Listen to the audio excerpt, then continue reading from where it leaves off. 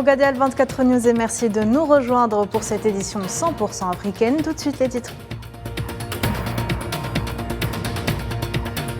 Le chef du gouvernement algérien, Nadir Al-Arbaoui, s'est rendu ce lundi au Koweït afin de présenter les condoléances du président Tebboune et du peuple algérien entier suite au décès de Cheikh Nawaf Al-Ahmed Al-Jaber Al-Sabah.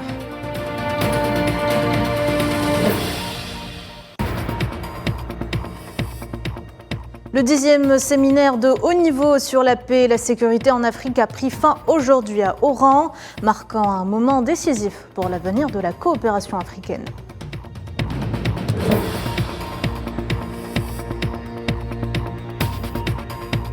Situation au Niger, le conseil militaire affirme que le président Bazoum se trouve au palais présidentiel et qu'il est en bonne santé.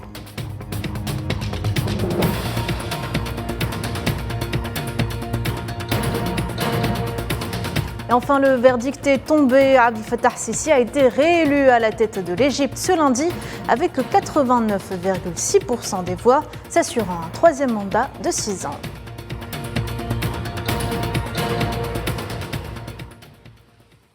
Bonsoir à toutes et à tous. Et en développant les titres, le Premier ministre algérien Nadir Al-Arbaoui s'est rendu ce lundi au Koweït pour représenter le président Abdelmajid Tebboune afin de transmettre ses condoléances et celles du peuple algérien à son Altesse Cheikh Mash'al Al-Ahmed Al-Jaber Al-Sabah, émir de l'État du Koweït, suite au décès de Cheikh Nawaf Al-Ahmed Al-Jaber Al-Sabah.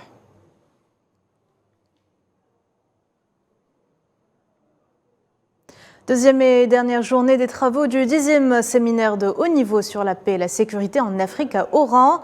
Dans une séance à huis clos, les participants ont examiné le projet de résolution des Nations Unies sur le financement des opérations de soutien à la paix mandatées par l'Union africaine.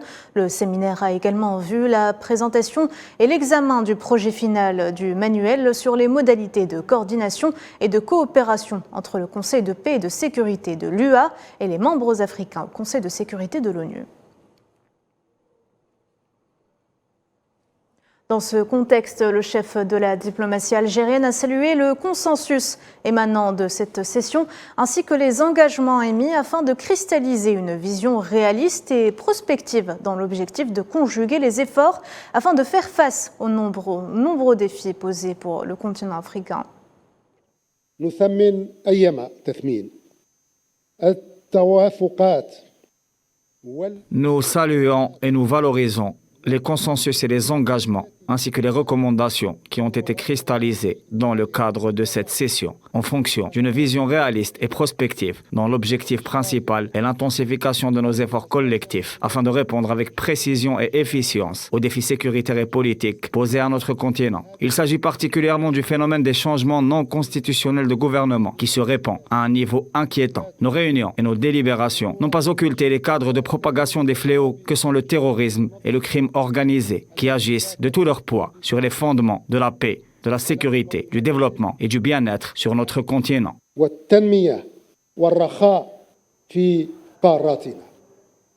Ahmed Attaf a ajouté que l'Algérie était prête à assumer son mandat au sein du Conseil de sécurité de l'ONU dans le cadre de son engagement à la coopération, la coordination et la solidarité avec ses frères africains.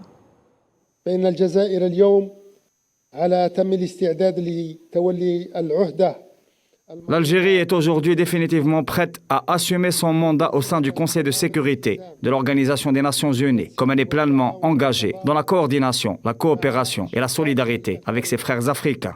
Elle est également entièrement attachée à la voie vertueuse instituée par le processus d'Oran, jalonné par la pureté et la fidélité à l'Afrique et inscrit dans les principes et les valeurs uniques et distinguées de par ses intentions, sa signification et ses objectifs.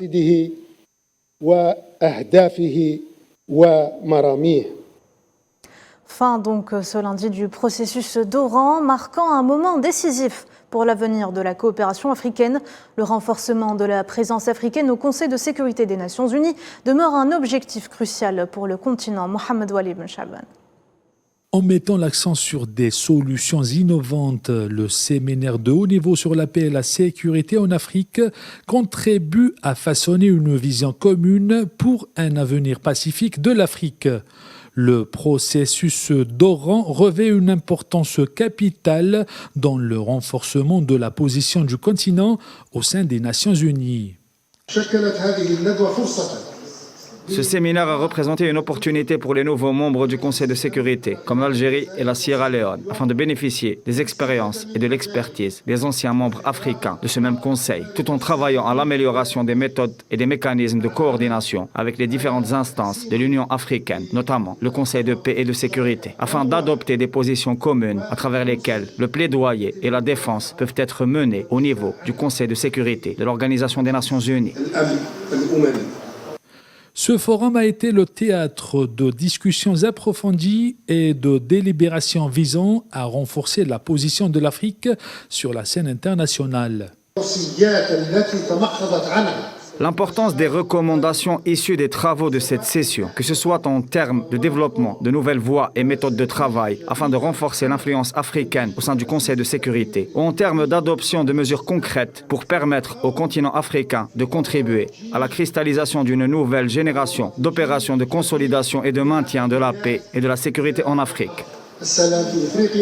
Les recommandations stratégiques d'Oran soulignent l'importance de l'unité interafricaine et favorisent la diplomatie préventive en créant un espace propice au dialogue continu.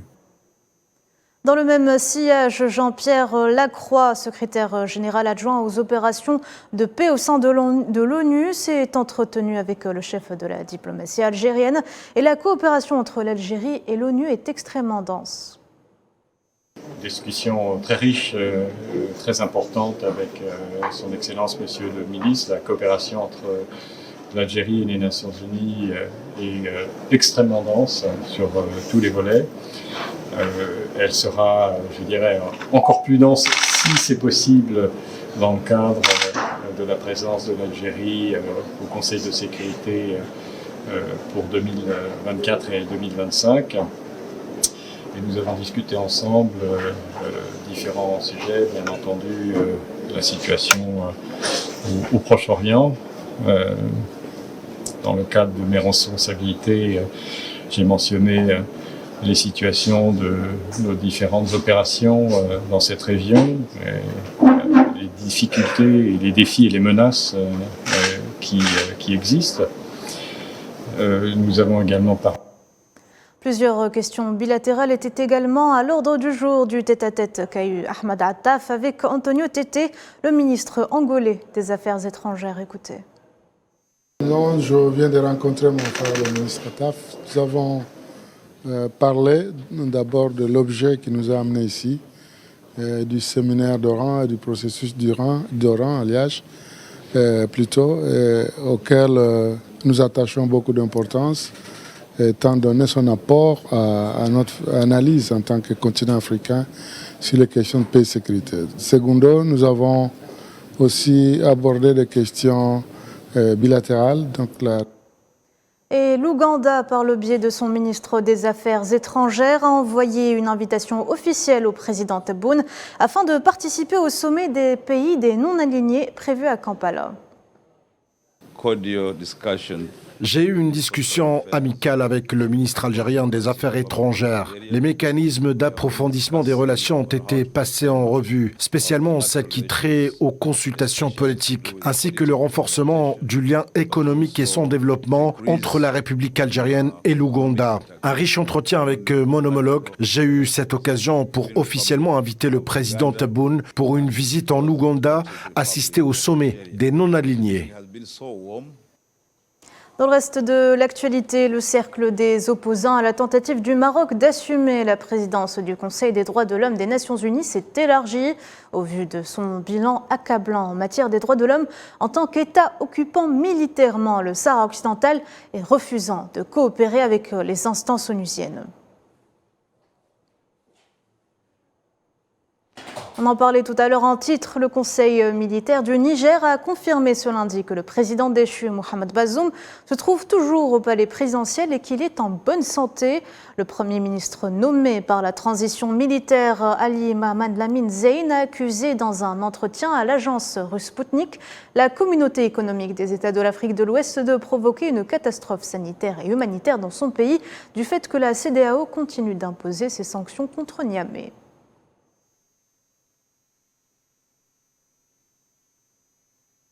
Je vous ai parlé des morts qu'on enregistre dans les centres de santé par manque de médicaments. Dans certains, nous avons les chiffres.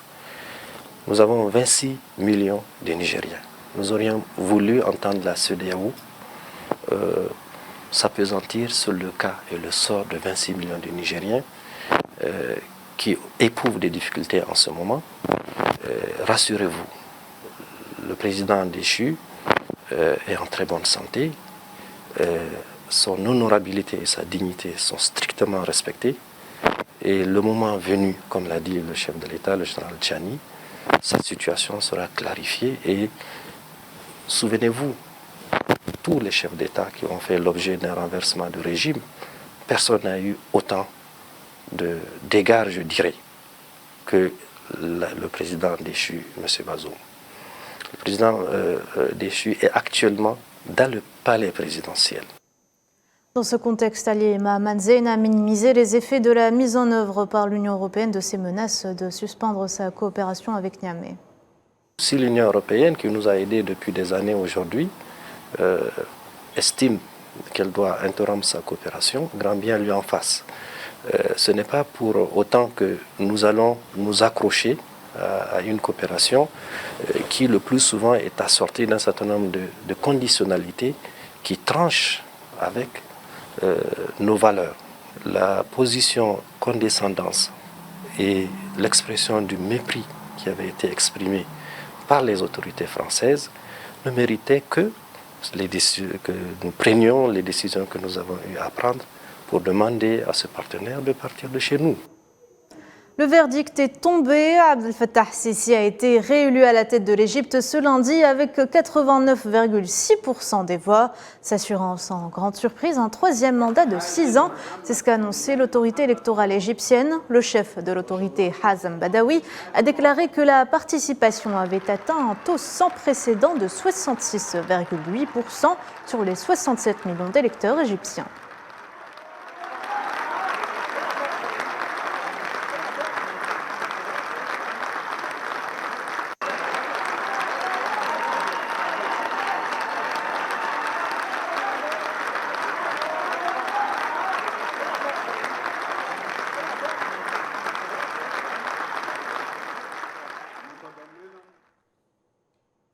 Le Kenya et l'Union européenne ont signé ce lundi un accord commercial historique, le premier d'envergure depuis 2016 entre l'UE et un pays du continent africain. Bruxelles veut renforcer ses liens économiques face à la présence chinoise.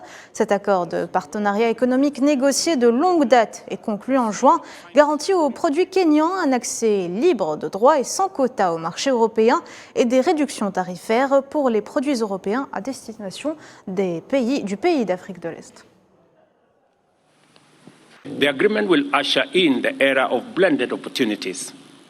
Dans cet accord, le Kenya et l'UE se sont engagés à promouvoir les objectifs mutuels en matière de commerce, d'investissement et de coopération économique de manière durable en mettant en œuvre un programme environnemental commun fort. Grâce à cet accord, le Kenya a trouvé un partenaire partageant les mêmes idées et également engagé à la transition vers une économie verte et à cette fin, la promotion d'un commerce durable.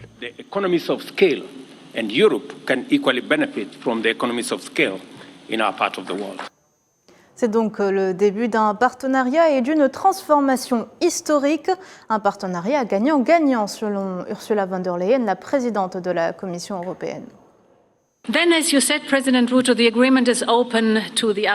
L'Union européenne est la première destination des exportations du Kenya et son deuxième partenaire commercial. Et comme nous l'avons dit, nos échanges bilatéraux se sont élevés à plus de 3 milliards d'euros l'année dernière. Mais désormais, cet accord ouvrira l'ensemble du marché européen aux produits kenyans une fois entré en vigueur. Les portes sont ouvertes, sans droit de douane et quotas libres. Par conséquent, nous approfondissons les relations commerciales et construisons notre propre résilience économique, de sorte que cet accord de partenariat économique permet aux deux parties d'être gagnantes. Il est très important pour nous que, quelle qu'elle soit la coopération et les échanges commerciaux que nous entretenons ensemble, comme vous l'avez dit, il y ait de la valeur ajoutée et la création d'opportunités d'emploi au niveau local, c'est important.